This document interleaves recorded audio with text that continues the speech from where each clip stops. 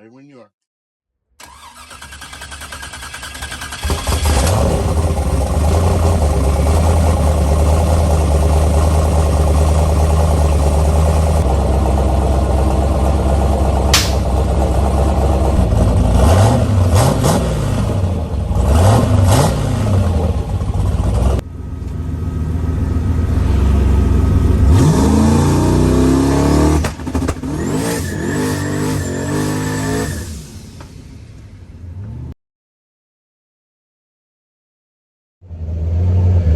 Alright guys, Fall Brawl 2024, the yearly rental I do every year in Cecil County, Maryland.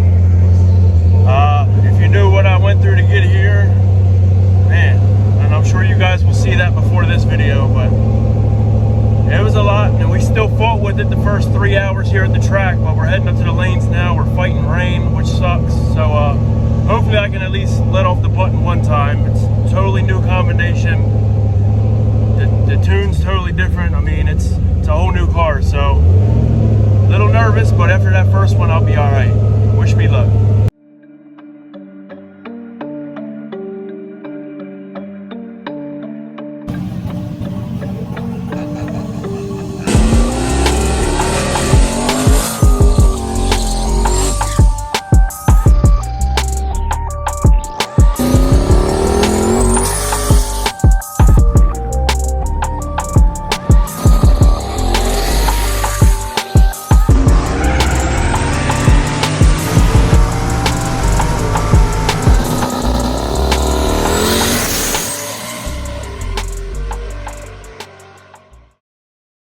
Alright, I figured I'd give a little rundown before I play my first pass. First off, if you haven't already, check out the video before this and it'll all probably come together and make more sense. Like I said, we spent 3 hours after we got to the track, which we got to the track late as it is. The skies were cloudy, it was calling for rain, so we already knew we were going to be fighting rain all day. First 3 hours we were working on leaks.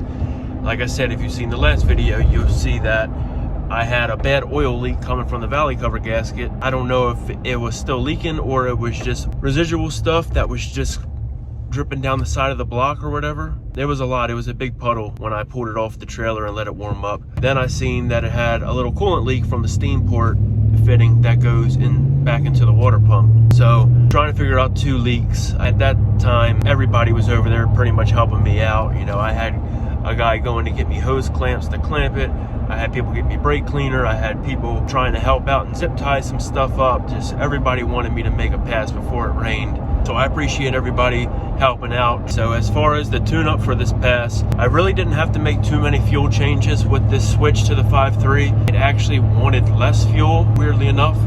So I pulled some fuel out pretty much on the whole table. And then also with a new motor, fresh motor, I decided, I think like 15 pounds and up, I pulled 2 degrees of timing from my previous timing map. So as far as the pass, I have 8 on the dome, which will give me about 8.5 pounds, and then 3,800. And then I have no ramp at all. It just goes to 22 on the dome. And I'm thinking that'll give me probably about 19 pounds. I just wanted to play it safe, just make a quick A to B just to get data and just make sure everything's good. I got oil pressure and everything's lined out before I go and just turn it off and make a crazy pass. So 8-pound leave, 19, no ramp. The shift points, I had the 1-2 shift shifting at 7,100 and then the 2-3 at about 7,500. I have to make it shift early on the 1-2 because it's such a delay with this junk valve body that I got. Also, I don't think I mentioned it in the last video, I'm on a ET Radial Pro. The first time I've ever been on this tire. Any kind of radial I've ran on the car, it's always been a Pro bracket, which I love because it's really forgiving. And then I had my limiters on the 4th hole, which gives me about, I'd say 2.5 inches of travel total. So let's head up for the first pass and see what happens.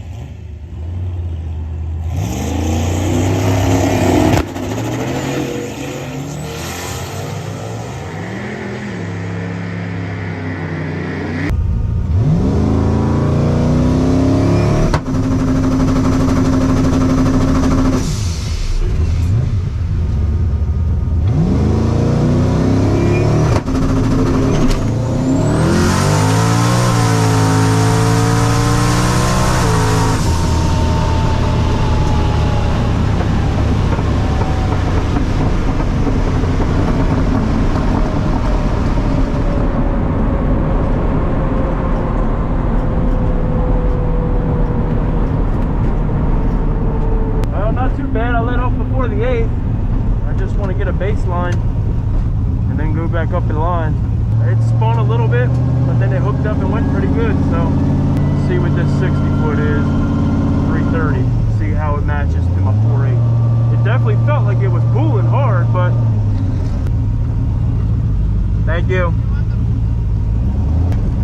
Yeah, not too good, but not horrible either. All right, so I made a mistake. I had the bump set up to creep, but I never tested the settings, so I never got to see if it actually worked. And you can see in the video it started to creep a little bit, but I didn't know it was set up for that. I forgot, so I ended up just tapping it a bunch of times, and I had to let off and then re-spool up. So that's what happened there. It had a hiccup off the line. I got a bunch of notes here. That's why if you see me looking down, that's what I'm looking at. I have a notebook full of notes. But it had a hiccup off the brake.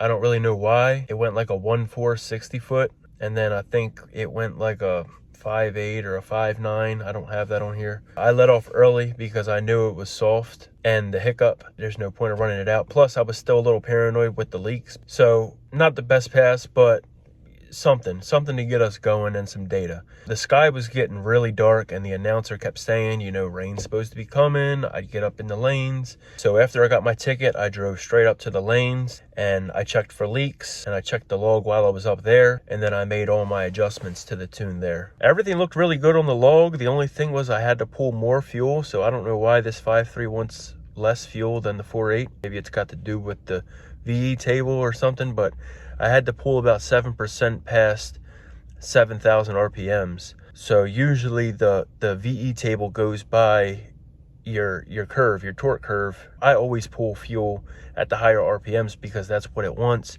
From what I've gathered in my research, that's how it goes. A lot of people have their higher fuel numbers at the highest of the RPMs, and for me at least, that's not right. So I dropped the launch boost down 1 pound, and then the RPMs, I raised that up 200 to 4,000. And then the boost was on 22, so I turned it up to 30 on the dome with like a half-second ramp, just to soften the hit a little bit. And then I raised the RPM to eliminate the hiccup. So I was about, I don't know, 15, 20 cars back behind the burnout box. And of course it started raining, and the whole rental got canceled, even though 20 minutes later it was sunny and fine. They ended up canceling it, which sucked, but that's part of it. It is what it is. Had a lot of friends, family, co-workers there that day. We kind of all talked about just coming back the following weekend for a test and tune on Saturday. So the car stayed on the trailer all week. I didn't even mess with it because it was still strapped down. So I knew Friday after work, you know, hook the trailer up and be ready to go Saturday morning. Friday, all I did was check fluids, and I checked for leaks, make sure they were all good. I fired it up just to check pressures and make sure everything sounded good, and like we were ready to rock. So Saturday morning comes, and this place is packed. I've never seen it this packed for a test and tune. And that's because it was Cecil's last day open for the year. The 2024 season is done. And then also people from the weekend before for the rental, they were there as well because, you know, we got shorted our time. So everybody wanted to make, you know, them last passes for the year. Not to mention the weather was perfect. It was like 55 degrees and the DA was in the 200s and 150. So after reviewing data all week and looking at the video from that one pass, I had already made a new tune and adjusted the shocks on the trailer. So that way it was pretty much ready to go when we got there. So I kept the 9-pound leave and then 32 on the dome with a very short ramp. And then for shocks, I made them a little looser in the rear and then a little tighter up front. And then I put one more hole in the limiters to tighten up the front end a little bit. So the rebound on the rear was 10 and the rebound on the front was 14. Those that don't know, these are long travels, and I can make them so tight to where they work as if it was a travel limiter. I just kind of have them just to hold it in place. And then 17 PSI of tire pressure. Since I had all that ready to go on the trailer Friday, once we got there Saturday, I didn't want to waste no time like we did the previous weekend. I did not want to waste any time, so we went right up to the lanes to get ready to make the first pass of the day. And unfortunately, we were still there for a couple hours because there was just so many oil downs and wrecks and people blowing their stuff up. I guess it was, you know, the weather plus It's the end of the year. Everybody wants that personal best to end the year off right. Yeah, it was just not ideal situations. Finally, it was time to line up, and got a big block, big tire car, race car compared to my street car. And I also told everybody that I was going to try to run quarter mile today. And that's because so many people, just regular old people at work or friends that aren't into cars, they always ask, you know, what's your car run? And if I say it runs 5 something, they don't know what that equates to. Everybody knows quarter mile. Nobody really pays attention to eighth mile. I just want to put a number on that, so now when people ask me, I can say it runs this. So the plan was to run quarter mile today.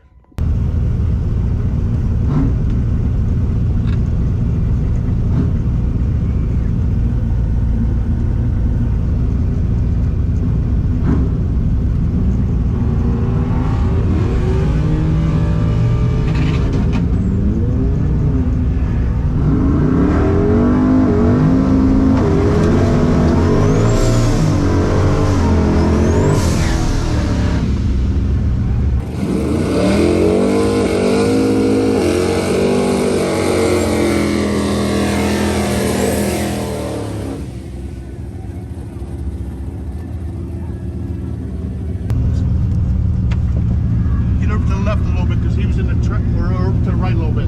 See where he spun? Yeah.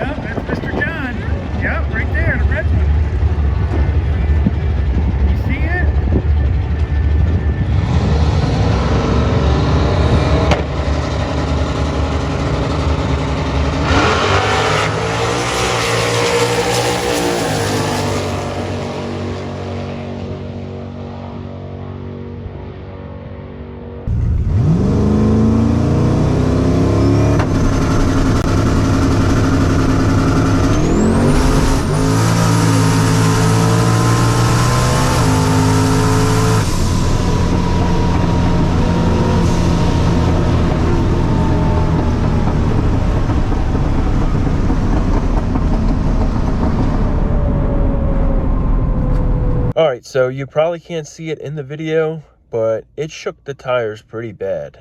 You can kind of see the dash shake in the in-car footage, but I pedaled it right before the 60 foot and let out at the 8th, so I didn't get to run a quarter mile. I also let out because I thought it was slow with it shaking like that, and then me having to pedal it, I was like, yeah, this isn't a good pass.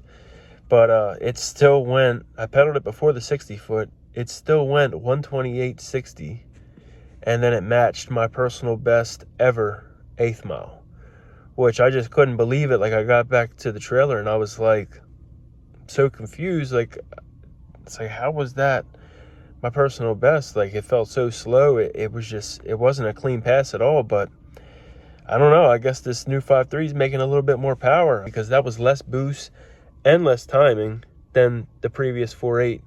Obviously more cubic inches and all, but yeah, I was surprised for sure. So going up for my second pass of the day, since it shook the tires, I added another pound of air, making it 18 psi. Kept the same shock settings, the same travel in the front, and then to absorb the tire shake a little bit, I lowered the launch RPM 100, so that made it 3,900, and then 1 less pound of boost on the leaf, which should make it 8 pounds.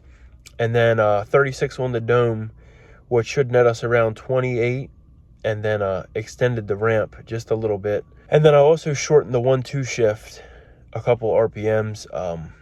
With this new motor, the converter is like way happier now. It's so much, it spools up instantly, I feel like, compared to before. The shift drops is not bad at all, and it just kind of flashes and hits it real hard compared to how it used to. So this converter is on point for this setup right now. I'm real happy with that.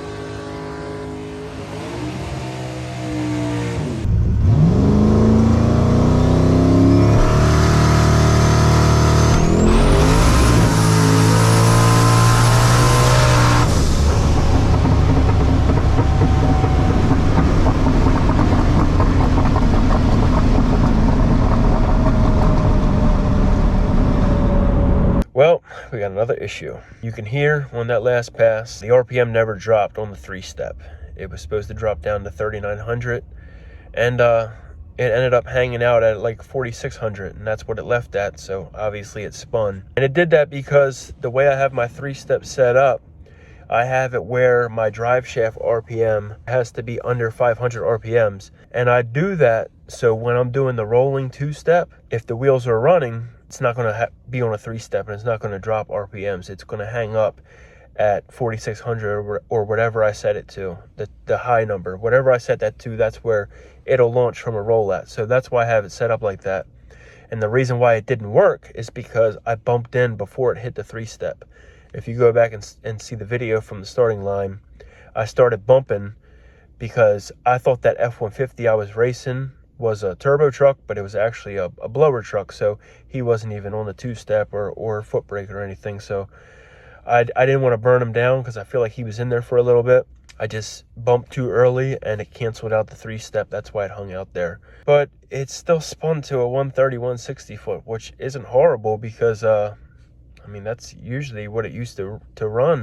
But then at like 3.4 seconds in, it hit a fuel pressure safety. And then I drifted to like another high 5, which to let off before the 330, to drift to that's pretty good for me at least. I mean, I'm not saying it's fast, but for me, that's a pretty good number. And somehow letting off before the 330, it was still only a 0.5 slower than my personal best 330 ever.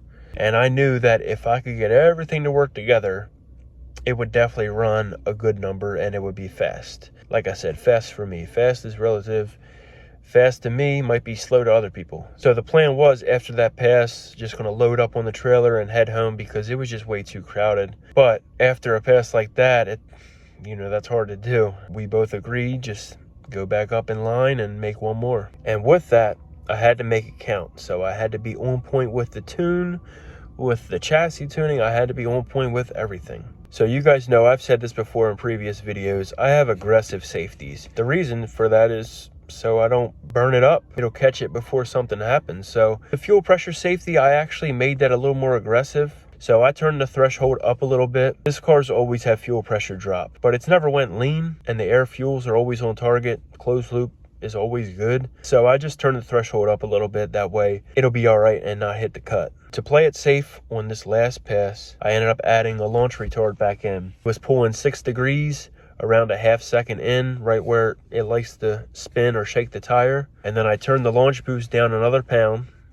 and then the launch RPM down another 100. So that's 7 pounds at 3,800 RPMs. Since it was real clear and obvious that the short track was everything today for me, because I've only been 1-260 foot once, maybe twice ever in this car. I didn't want to lean on the new motor too much this soon. I turned the boost down to 34 on the dome, right off the button, no ramp. That should give me about 27, 28 pounds right off the button. With the timing retard, it'll absorb it and almost work as I would if I was leaving on less boost and having a ramp. So low boost on the leave and then high boost right off the button. With some research that I've seen online on Facebook groups and all, and then Pete Harrell, he made a video on his YouTube channel talking about, I suggest you guys check it out because it gives you a good perspective on leaving at the track, and if it's power management related or if it's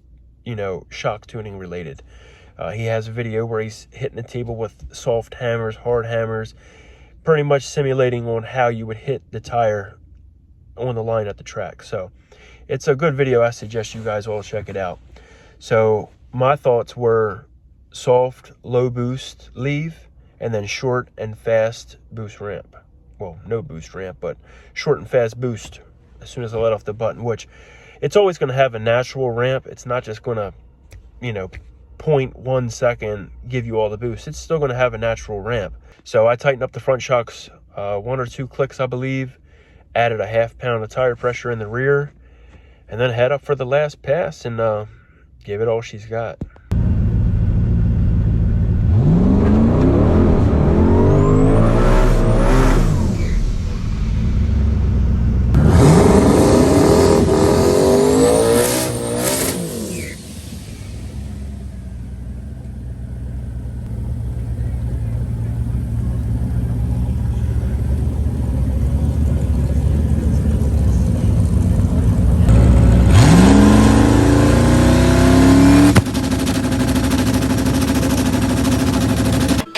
little longer than a few minutes later.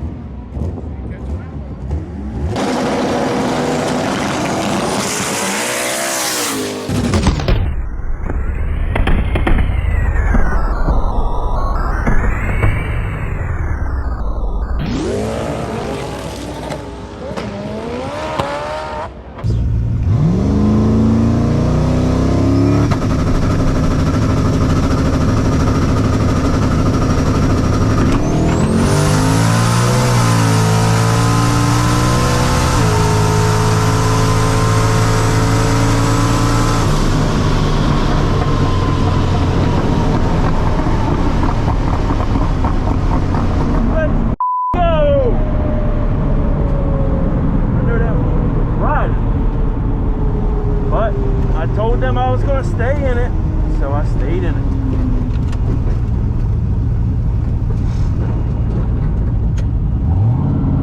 That was the last pass of the year. Track's closing. That wasn't even all the way turned up either.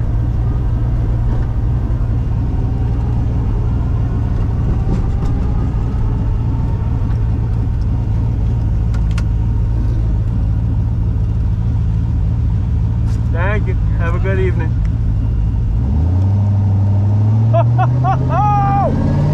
Oh my God. Wow. PB literally everywhere. Oh my God.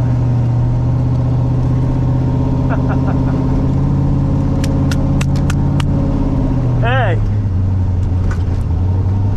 Thought I just ripped the slip. I'm a pretty humble kind of guy. I don't brag. I don't talk myself up. I'm just a regular old guy. I just started doing this years ago. So I'm not a genius. I don't know everything. I tune cars. I work on my own stuff. But for being broken 3 weeks ago till running this 3 weeks later is a huge accomplishment for me. I'm proud of myself. I mean, sometimes you just gotta rub it in people's faces like, hey, I did this. So I'm not a cocky person. I'm not a ego person. I just a regular old guy. But I do thank all the people that have helped along the way, helped me out with parts and tools, and so I appreciate it, because this made it all worth it right here. All right. Whew. Boom, there you go. Personal best. You could tell I was pumped up about that. Ain't nothing like struggling and rushing and crunching to get the car done, and then it just works. This 5.3 is just working really good. I couldn't be happier with how it all played out. For some reason, this car just always pulls through. It's always at the end of the year too. Whenever I'm changing something, most people are like, it's not going to work. You're not going to make it. It's, you know, why would you do that right before this? Blah, blah, blah, blah, blah. And it just always comes through. And it's like, I love it. You know, it never lets me down, I feel like. And I ain't even close to being done. It's got way much more left in the tank. And it just gives me got a lot of potential. It's a good feeling to know that there's more left in there, and I can actually go pretty fast now, way faster than the 4.8 did. Like I said, I crushed my previous personal best by a lot right here, all across the board. Now I know when somebody asks me, what's that thing go in the quarter, I can say it goes. Yeah, I finally put a number on the quarter-mile time, and everybody was surprised I actually ran it out, because they know I don't do that. I don't do that because no shoot, stock brakes, SBE, so it's already sketchy. When I make a pass in this thing, you just got to be up on it, because if anything were to happen and I get oil or coolant under the tires, I'm done. It's going into the wall. This thing ain't got no cage, you know.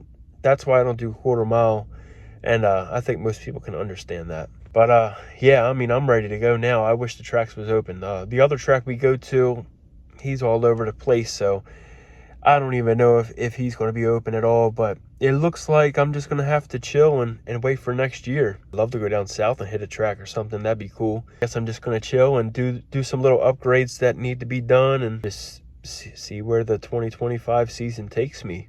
Oh yeah, and I forgot the best part. The funny part about that last pass is, I don't know if you've picked up on it, but if you rewatch it, or I'll replay it right here, watch the boost gauge. It was supposed to be making 28 pounds right here. It's just tanking. And there's a good reason for that and why that happened. And I'll show you right here.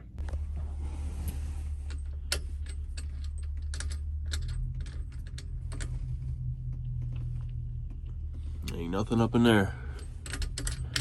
My cousin literally came over the house while I was in the middle of putting this all back together and trying to make it. And he said, "Is your CO2 tank full?" And I said, yeah. I just filled it up a couple months ago. Why wouldn't it be full? Well, that was a lie. I should have taken it right out when he said that and weighed it, because that's how you can tell how much is left in it. You put it on a scale and you see how much CO2 is left in it. So dummy me, and the track actually fills CO2. So literally, I could have just checked it the night before. I had all week to do that. I could have checked it, and then I could have got it filled at the track right there that morning. They fill it right there. I should have just did it anyway just to be safe, but I never think about that because it's never happened. I've never ran out of CO2 ever, except when the line busted and I had a leak. So that sucks, but you got to kind of have the mindset of everything happens for a reason. If, say, it didn't empty out on me, it might have went super fast, and then that might have been it. So now I got something to look forward to these long, cold, dark couple months. Like I said, there's more left in it. I couldn't be happier with the whole combination. The only thing I need now is a bigger turbo, and I'd be satisfied. But I'm also thinking in the back of my head, I got that aluminum LC9 that's gonna be a bad piece. So I don't know if I should just ride it out with the SBE and slowly build that, just no rush at all, or I don't know. I guess we'll see. My mind's always thinking about this. It's all I think about. My mind's always racing on what I can do better and how I can do it. So definitely the top thing, I would like to have a turbo, because this turbo is just out, and I know it would go stupid quick with like a 91 or a 94 on it. If you liked the video, please like it, leave a comment. I went through a lot of time and money even editing this video. It took a lot of energy and time to do all this, and the last 2 videos actually. So leave me a like, leave me a comment, follow me on Instagram, Facebook, and I don't know when I'll be making the next video, but just go with the flow. All right, guys, thanks for checking me out. I'll see you guys on the next upload.